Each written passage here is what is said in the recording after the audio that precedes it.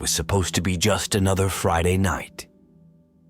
My friends and I, a tight-knit group since high school, had made a pact to keep our weekly bowling tradition alive, even as our lives grew increasingly complicated with college and work.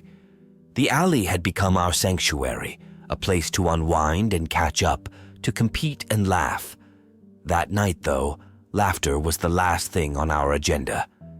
The evening started off without any sign of the chaos to come. We played a couple of rounds, trash-talked each other's scores, and ordered our usual pile of greasy food. That's when a group of kids a few lanes down started causing trouble. They were younger than us, probably high schoolers, loud and obnoxious, throwing balls too hard and crossing into our lane. At first, we tried to ignore them, but tensions escalated quickly. One of my friends, who I'll call Eric for the sake of this story, finally had enough. He went over to ask them to tone it down, but his approach was met with mockery and insults. Tempers flared, words were exchanged, and before any of us could intervene, a full-blown fight broke out. It was chaotic, a flurry of punches and shouts, a mess of bodies tumbling over bowling shoes and scattered fries.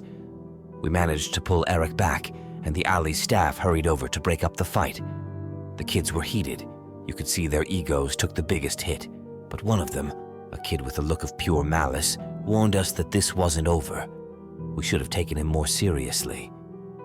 About an hour later, just when we thought the night could return to some semblance of normalcy, the door to the alley slammed open with a force that turned every head in the place. In walked a man, with pure rage, his eyes looking around the room until they locked onto our group. It was the father of the kid who had gotten beaten up earlier. He stormed over, words laced with threats, demanding to know who had hurt his son. The alley fell silent, the only sound the distant crash of pins. It was clear he wasn't here to talk things out. His presence was menacing, his intentions written in the tightness of his fists. Before any of us could react, he lunged at Eric, reigniting the night's tensions into a firestorm.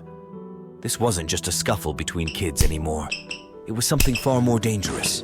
People screamed, someone called the police, and the staff were desperately trying to regain control of a situation that had spiraled wildly out of their hands. The police arrived in what felt like an eternity, but was probably only minutes. They tackled the man, pulling him away from Eric, who was trying his best to defend himself without escalating things further.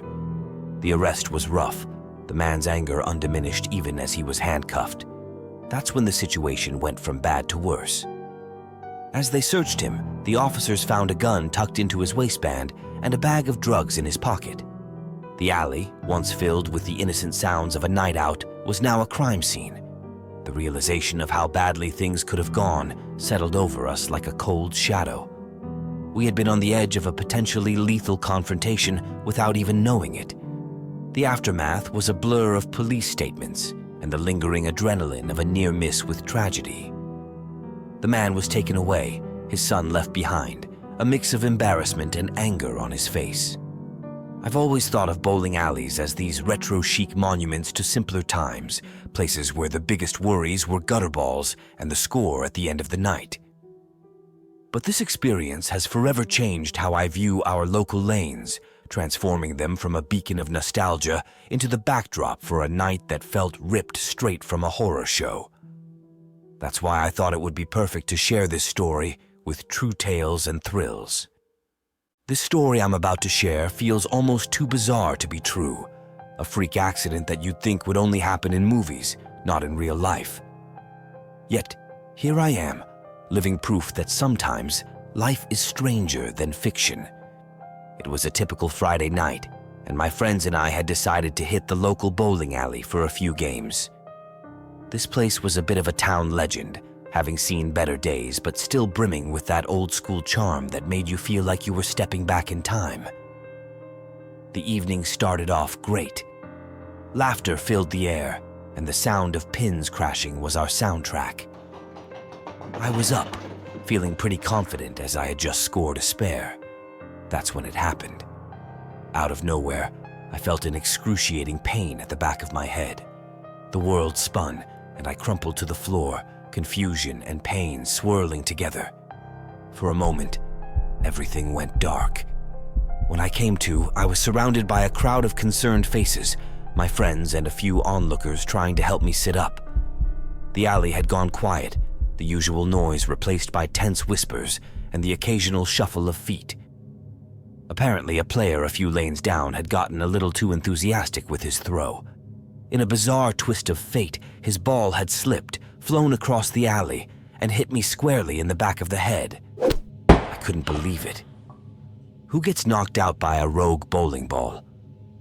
Emergency services were called, and while we waited, the owner of the alley, a man named Jerry, rushed over with ice and a first aid kit. He kept apologizing, saying nothing like this had ever happened before. I believed him. After all, who could predict such a freak accident? The paramedics arrived swiftly, their professionalism a comfort in the chaos. They checked me over, ensuring nothing was seriously damaged. Fortunately, I was more shaken up than hurt, left with a sizable lump and a headache that would last for days. In the aftermath, the overzealous player came over to apologize, looking mortified. He explained how his fingers had gotten stuck in the ball, leading to the unintentional launch. I couldn't stay mad at him. The guilt written all over his face was punishment enough.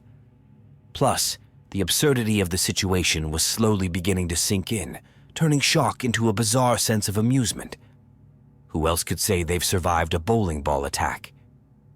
The incident became the talk of the town, a story told and retold with a mix of horror and humor.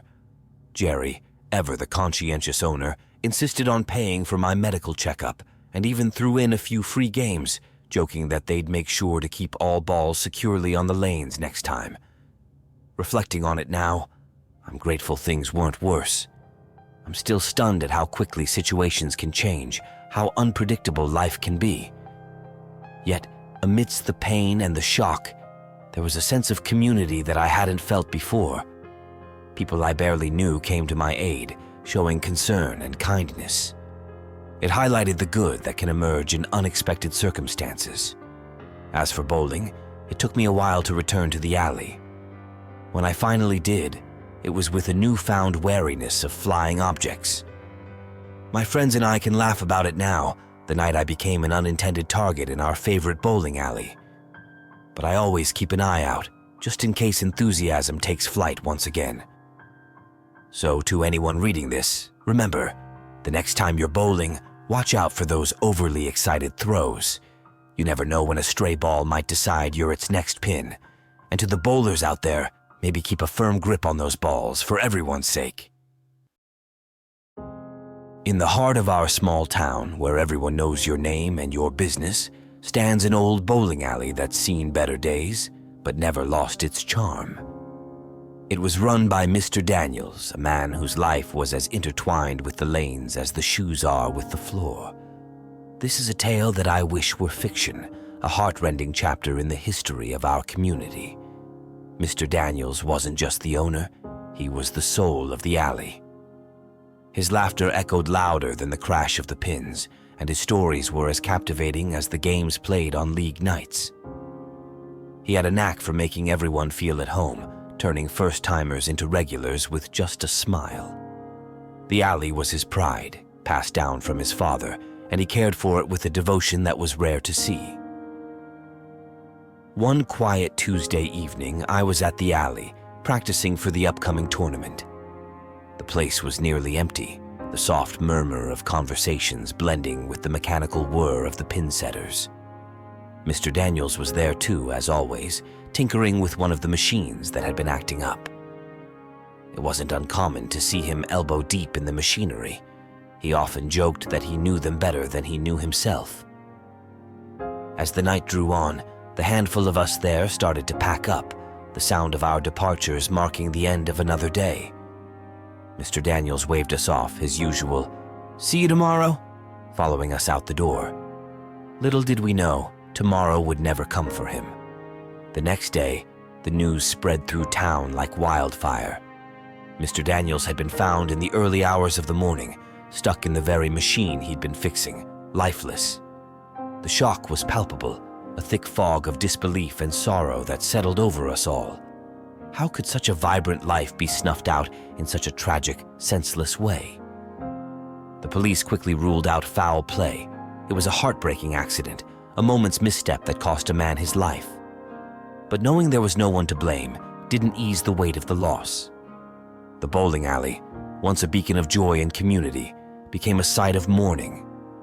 In the days that followed, the alley remained closed, its lights dimmed in respect. The town gathered, not for the joy of the game, but to honor the man who had brought us together in so many ways. Stories were shared, tears were shed, and the overwhelming sense of loss brought us closer. Mr. Daniels had always said the alley was more than just a place to bowl. It was a place where memories were made, where friendships were forged. In his absence, we realized just how true that was. The impact he had on our lives, on our community, was immeasurable. He wasn't just the man who fixed the machines. He was the heart of our collective experience. The decision to reopen the alley came with a heavy heart. Walking back into that place, seeing the lanes lie silent, the machines at a standstill, was a haunting reminder of the tragedy. Yet, it felt like what Mr. Daniels would have wanted. The alley wasn't just a testament to his death. It was a legacy of his life, his passion, and his love for the game and the people who played it. As we began to bowl again, the sound of pins falling seemed to carry a different tone, a mix of sorrow and tribute. Each strike, each spare was a homage to Mr. Daniels, a way to keep his spirit alive in the place he loved so much. The community banded together to ensure the alley remained a vibrant center of joy and togetherness, just as he had always intended. This story, my story, is a reflection on the fragility of life, the unexpected ways we can lose those dear to us, and the strength found in community. Mr. Daniels' passing was a tragedy, but his memory and legacy live on in every roll of the ball, in every cheer, and in every heart he touched. We lost more than just the owner of a bowling alley. We lost a friend, a mentor, and a cherished member of our community. In sharing this, I hope to convey not just the sorrow of his passing, but the profound impact one person can have on the lives around them. Mr. Daniels taught us to cherish every moment, to live with passion, and to connect with those around us in meaningful ways.